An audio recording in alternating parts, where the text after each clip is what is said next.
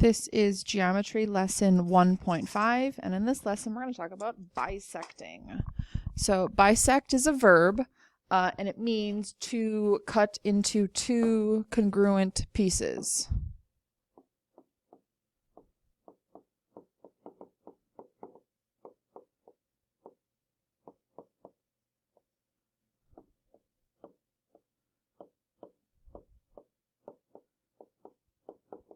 And so today we're going to talk primarily about bisecting segments and bisecting angles.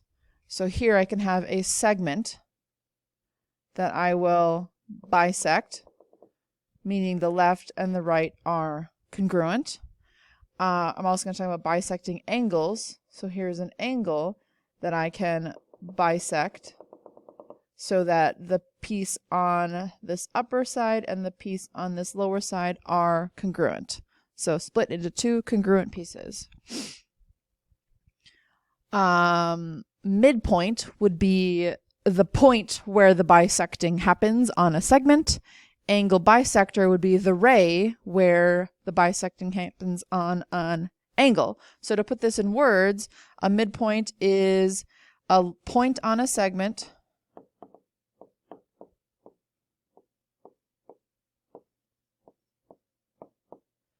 equidistant to its endpoints.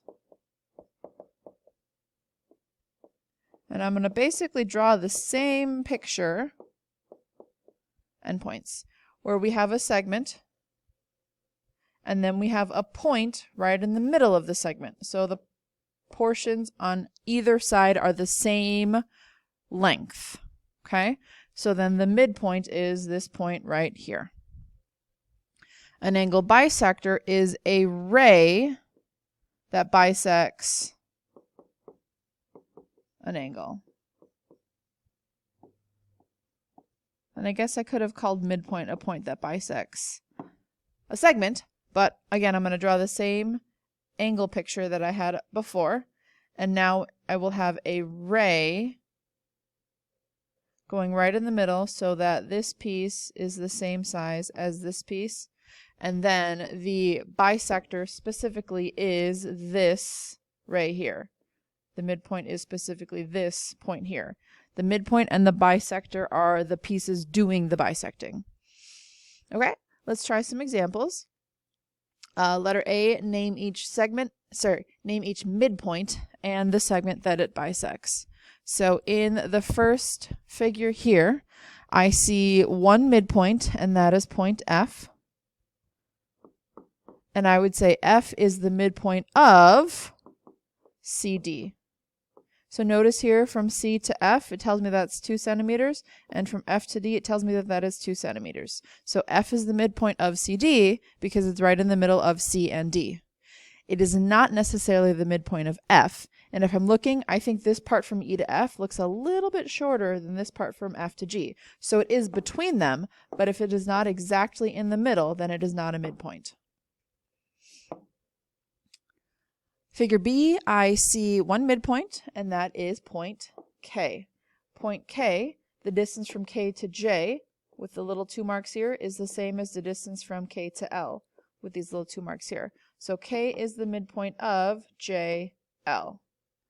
Now if we look and say, well, H looks like a midpoint because it's the same distance from HJ as it is from HL, but H is not on the segment JL, so it is not a midpoint. And finally, figure C, you might be tempted to say N is a midpoint, but there is actually no midpoint on this figure. Again, N is between M and O, but unless I have numbers, like the 2 centimeters on figure A, or little hash marks, like the marks on figure B, then it is not any midpoint. Letter B, name each angle bisector and the angle it bisects. Okay, so I think this one hopefully is a little straightforward too. We have the angle bisector here because CD is in between, with these markings here tell me that it is congruent. CD is the bisector, and it is bisecting angle ACB. right? Starting at A, tracing it to the vertex, and finishing it off on the other side of the angle. Next one, kind of same idea. We have this ray in the middle here. I know it is in the middle because I have these equivalent markings on either side. So I'm going to say ray KM is the angle bisector, and it is bisecting angle LKJ.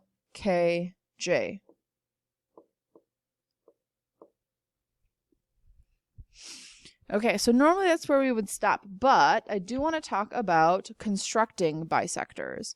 And when I say constructing, it means using this tool, which we call a compass. Okay, so step one on making a perpendicular bisector, we place the point on an endpoint and we draw an arc. It's important to make sure that this is more than half of the segment. Step two, we would repeat that on the other side of the segment, placing our point on the other endpoint using the same compass setting. We don't want to make it bigger or smaller. We draw a second arc. And then finally, we can connect the intersections of those arcs, and that will give us our perpendicular bisector. So there's one here that we can try. And I have here the same thing that I kind of drew on a tool so that I can do this on the board, hopefully. So we'll see how this goes. But so I have the segment just like you would on your paper. And I'm going to grab my compass. I want to start by placing the pointy end of my compass right on the end point of the segment. I'm going to open my compass so that it's wider than halfway. So this would be too small. That's about halfway. So I just want to go a little bit bigger than halfway. Now I have a special tool here. I'm going to lock my compass in place because I want to use that setting for the whole rest of the problem. I don't want to make it bigger or smaller. So then what we're going to do is we're going to draw an arc. And I want to make this arc go up here and then down here. We're just going up and down. Okay, so right here, there's my arc. So that should look very similar to how the first picture looked up here in the packet. I placed my pointy end on A, or V in this case, and I drew an arc. I'm going to repeat that process on point B. So we're going to move the compass now. I don't want to change the size. So if you're using a physical compass, make sure it stays the exact same size. I'm going to place the point on the end point, and then I'm going to, again, without changing the size of the compass, for step 3, it was draw an arc here. Okay, then I can move this out of the way. I'm done with the compass. The last thing I want to do is use a straight edge. So if you have a ruler, usually you would line that up one point to the other point and connect the intersections there. This is really hard to do on the board. So I'm going to use this tool instead, but you would basically be using a straight edge to connect from here to here. And that is your perpendicular bisector. Okay? We can see here that the 90-degree angle in the center, and that we have our congruent pieces here.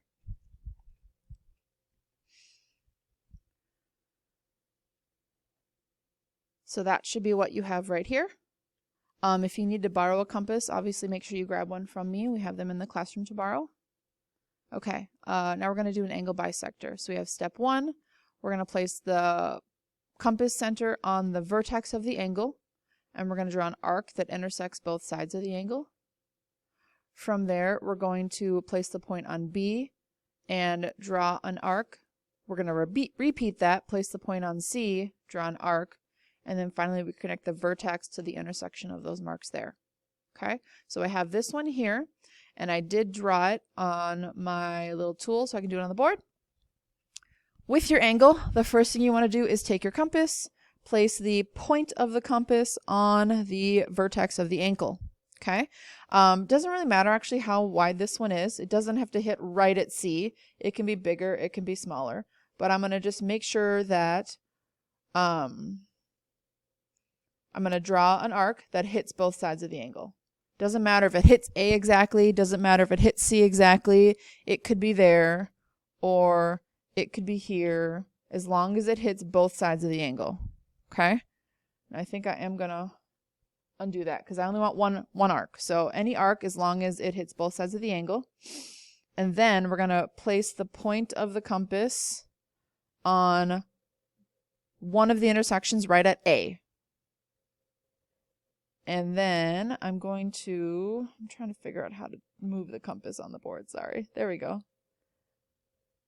I think right there is what I want. So I'm going to lock it right there. Okay. So this is the size setting that I don't want to alter. So I'm going to make sure that that stays there. So then we're going to draw one arc here in the middle of the angle. And then we repeat that on the other intersection. This is where, again, I don't want to change the size of my compass. So I'm going to, oops, wrong one. Right here. This one here. And the goal is to make an X. Okay? We're going to slide him out of the way. And then that X is going to connect back to the vertex of the angle right through the intersection there. Using your straight edge. And that is our angle bisector. So hopefully this drawing here is what we should have on this one. And that's it for this video. Good luck on the exercises, and please let me know if you have any questions.